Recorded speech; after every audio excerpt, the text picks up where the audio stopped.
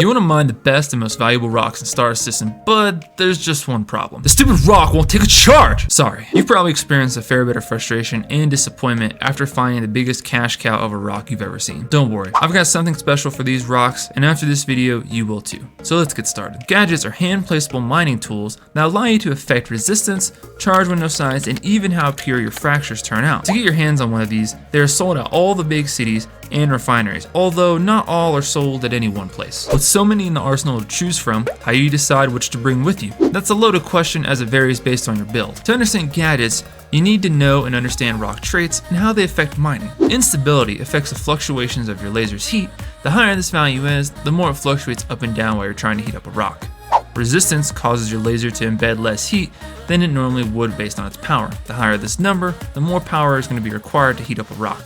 Cluster modifier, which is a new trait in 3.19. The more you increase this, the better purity of rock fragments you'll get when breaking. Optimal charge window rate, being how fast a rock charges in the optimal zone, and optimal charge window size, which is just the actual size of the green window itself. With all that in mind, here are my recommendations based on the assortment I carry on hand. First on the list is the Stalwart. This gadget is a jack of all trades, providing help in instability, cluster modifier, and charge window rate with a loss of charge window size. Next up is going to be the Sabir.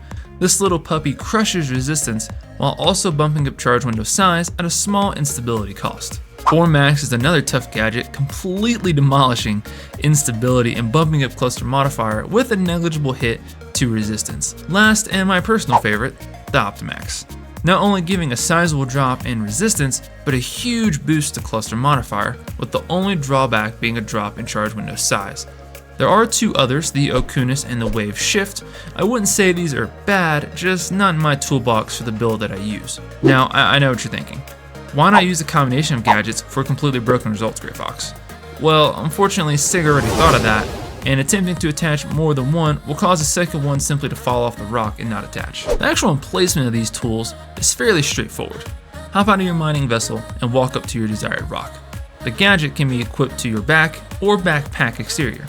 You can also store multiple inside your backpack or your ship. Pull it out by cycling utility items. Once equipped, hold the interaction key and select place. You'll see a yellow outline of where the gadget will go. Note, I'd suggest placing it at an angle that's easy to access and see because you will need to make adjustments to this. Now, hold on, cowboy. It's placed, but the job still isn't done. Next, we need to calibrate. This process is the same with every gadget, but slightly varies in appearance. Once placed, the gadget will take a second to analyze before displaying the calibration screen. You'll notice a wavelength, 3 sliders, and a percentage. There's also a detach button if you need to take it off later, and the activation button.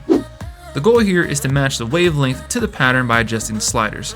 Get this to 90% or better, and the activation button will be available to press. And no, there isn't a difference in effect between 90% and 100%, so don't waste your time. Once active, it will emit green lights to better see from the ship, as shooting the gadget will destroy it.